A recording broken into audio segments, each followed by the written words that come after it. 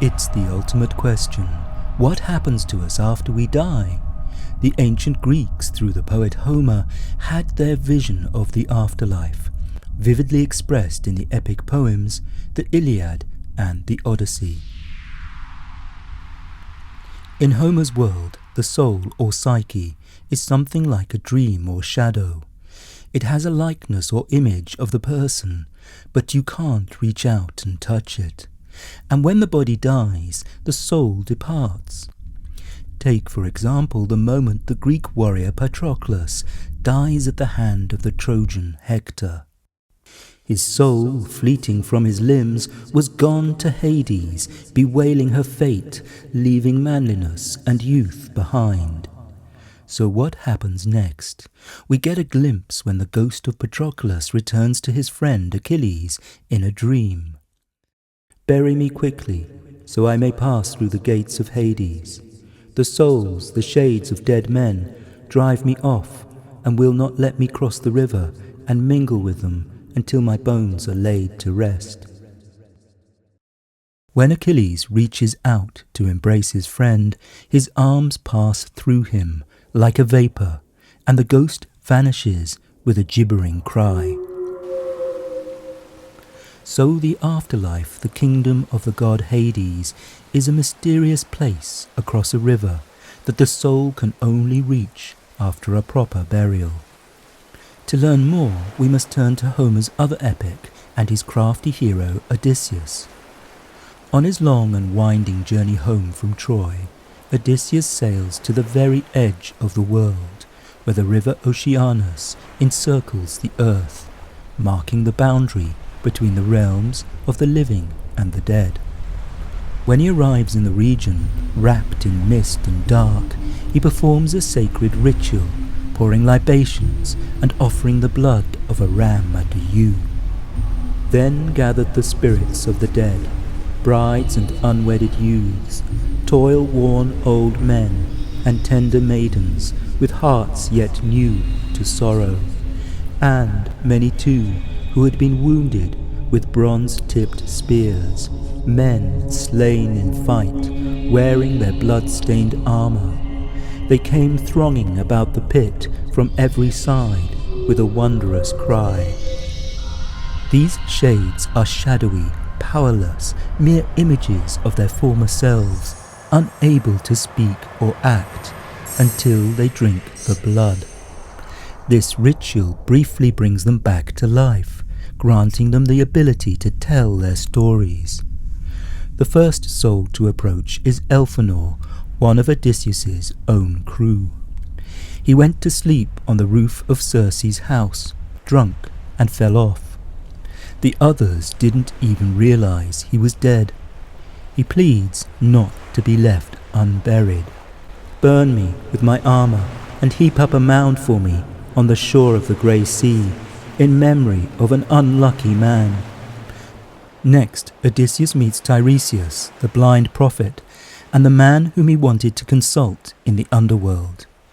Tiresias warns him of the trials that lie ahead on his journey, especially the temptation of the cattle of the sun god, Helios.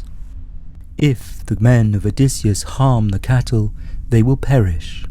Finally, he predicts, "Death shall come to thee thyself far from the sea, a gentle death that shall lay thee low when thou art overcome with sleek old age."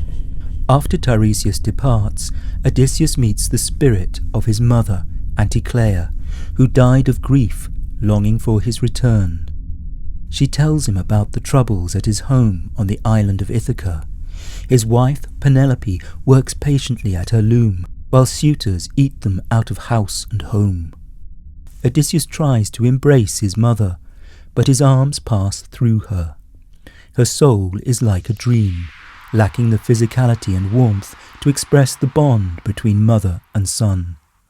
Nonetheless, when revived with a little taste of blood, the shades of the dead men have memories and stories to tell. Odysseus next encounters a procession of famous women. Then he meets some familiar faces, the Greek heroes of the Trojan War, Agamemnon, Achilles, and Ajax.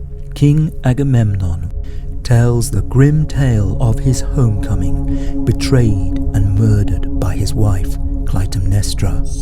He warns Odysseus to be cautious upon his own return home. The Greeks' greatest hero, Achilles, even in death, remains a towering figure. But Achilles now has an answer to the famous question: should he have chosen a short and glorious life, or a long and dull one?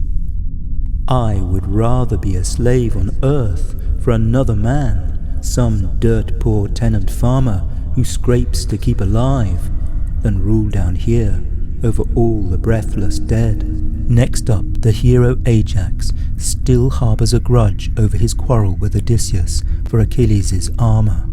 Even in death, Ajax refuses to speak to Odysseus and turns away in silence. It seems that grudges as well as glory can live beyond death. But not all the souls have the same fate. King Minos of Crete sits in judgment over the dead, and Orion the hunter pursues game through the fields of the next world. But they are exceptions. A few other notables are singled out for eternal punishment. Odysseus sees Tityos, whose liver is perpetually pecked by vultures, and Tantalus, who stands in a pool that recedes every time he tries to drink, and when he reaches out for fruit, the bough of the tree pulls away. And Sisyphus, who endlessly pushes a boulder uphill. Only as he reaches the top, the boulder rolls back down. Finally, Odysseus meets the strong man Heracles, otherwise known as Hercules of the 12 labours. Heracles recounts his own suffering, including being sent to the Underworld to capture the three-headed hound of Hades, Cerberus. Heracles departs, and numerous shades of the dead press in closer. Odysseus fears that Persephone, the queen of Hades, might send forth the terrifying head of the Gorgon.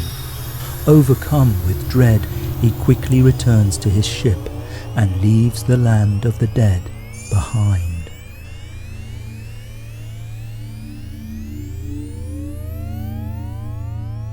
Homer's vision of the afterlife is varied, perhaps a little inconsistent, but it is vivid.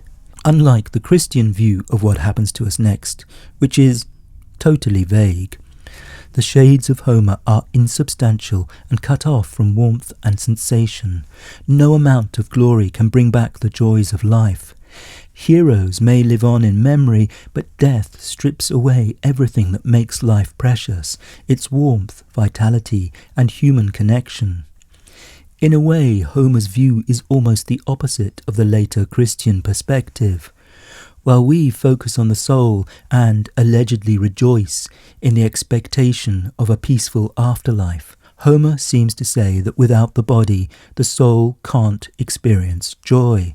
For him, the real paradise is being alive in this vibrant sensory world. So let's enjoy it while we're here.